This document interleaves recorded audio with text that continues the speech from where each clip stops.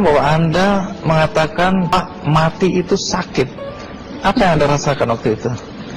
Rasa dada sesak, itu sakitnya tuh seperti ditusuk pedang, terus seperti kulit binatang dikuliti gitu. Hidup-hidup. Sakit sekali waktu itu rasanya. Sakit sekali. Terus di dada saya terasa sesak. Setelah itu paman saya mengajar saya mengucap kalimat thayyibah,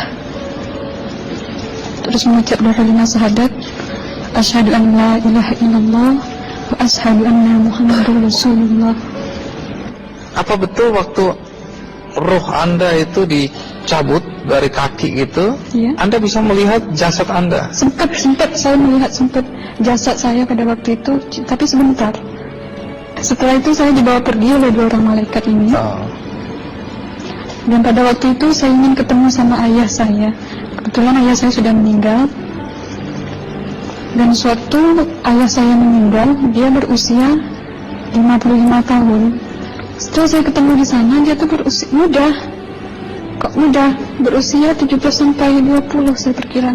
Anda sempat ngobrol dengan ayah? Sempat. Apa yang Anda sampaikan? Waktu itu ayah nangis. Ayah saya bilang, kenapa kamu kesini nak? Pulanglah, di rumah tidak ada orang. Kasihan buat ibumu dan adik-adikmu. Tidak ayah, janjiku sama Allah sudah sampai. Dan pada waktu itu ayah saya menangis. Nangis. Lalu apa yang dia ucapkan? Diam aja dia. Tersilang.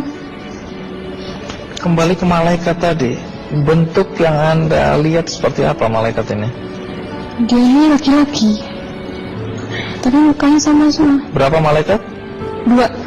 Iya. Fisiknya seperti apa?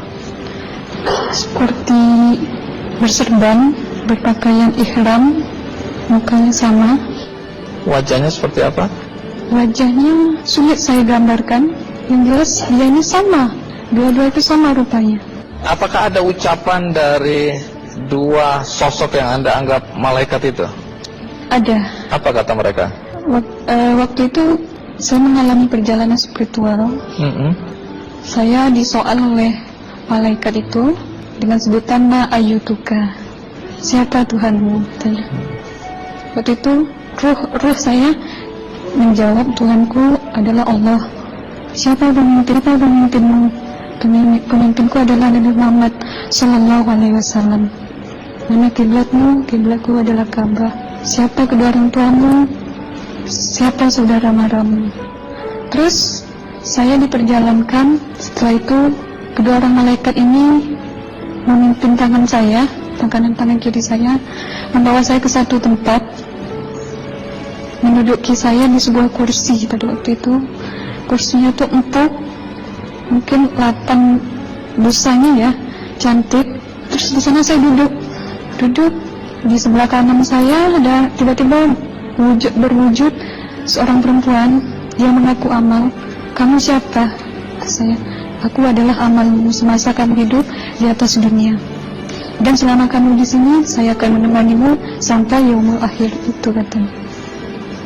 Dan pada waktu itu saya melihat perempuan-perempuan solehah berpakaian muslimah, berkerudung, mencium pipi kanan, pipi kiri.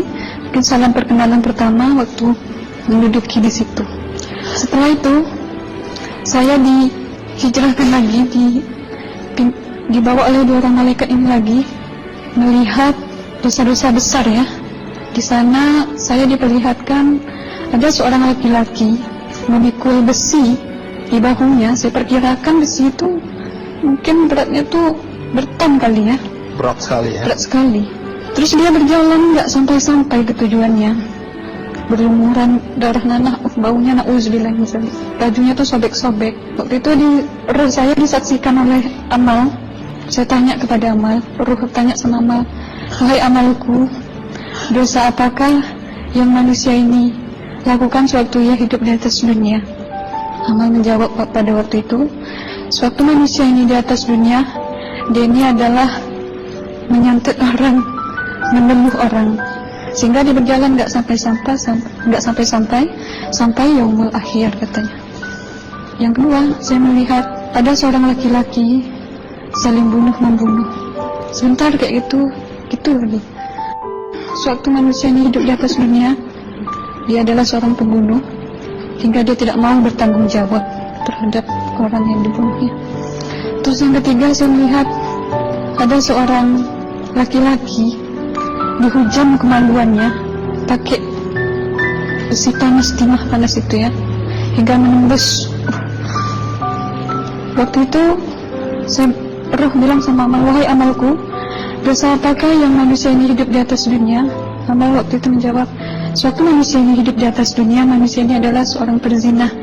Setelah itu saya melihat ada seorang laki-laki dihujam kemaluannya pakai besi panas, timah panas itu ya, hingga menembus. Waktu itu saya roh bilang sama amal, wahai amalku, dosa apakah yang manusia ini hidup di atas dunia? Amal waktu itu menjawab, suatu manusia ini hidup di atas dunia, manusia ini adalah seorang perzina. Setelah itu saya melihat ada seorang laki-laki disebati oleh rotan. Rotannya itu menyebati kulitnya tuh hingga lepas daging sama kulitnya. Itu amal menjawab, suatu manusia ini hidup di atas dunia, dia ini tidak pernah sholat Islam, hingga waktu matinya pun dia tidak mengucap 2 kali syahadat. Dan pada waktu itu roh sama amal sempat menghafiz Quran pada waktu itu dengan harapan supaya orang manusia yang Allah siksakan ini bisa terampuni dosanya. Jadi masih sempat waktu itu ya? Iya, roh sama amal yang menghafis Quran, bertahzim, bersalawat, baca ayat 1000 dinar, membaca Yasin. Tapi sayang, bahkan tambah banyak Allah tidak mengampuni dosa-dosa mereka, sayangnya. Setelah itu, akhirnya yang terakhir kali berzikir. Zikir saya pada waktu itu, subhanallah, walhamdulillah, wa la ilaha illallah, wallahu akbar, la haula wa la quwwata illa billahil aliyyil azim. Sekuat-kuatnya nada saya berteriak, tiba-tiba saya merasakan detik jantung ya. Waktu itu mungkin paman saya yang menyaksikan. Itu saya koma. Disitulah saudara Anda kembali ke jasad ya? Iya, benar. Jadi banyak sekali Anda menyaksikan kejadian-kejadian di alam sana ya. Nah, menarik karena waktu kami menghubungin Mbak Aslina, pada dasarnya Mbak Aslina keberatan menceritakan kembali kisahnya. Tapi kalau toh akhirnya Anda mau sampai di sini dan Anda sudah bercerita, apa harapan Anda pada orang-orang yang mendengarkan kisah ini? Ya, harapan saya pertama, ya lebih banyak menyambut puasa ya, lebih banyak mendekat diri aja sama Allah, perbanyakkan amalan soleh, perbanyakkan zikir, perbanyakkan sholawat, baca Quran, dan sebagainya. Itu harapan Anda ya? Iya. Baik, terima kasih Mbak Aslina ya, sudah datang dari Bengkalis untuk menceritakan kisah ini.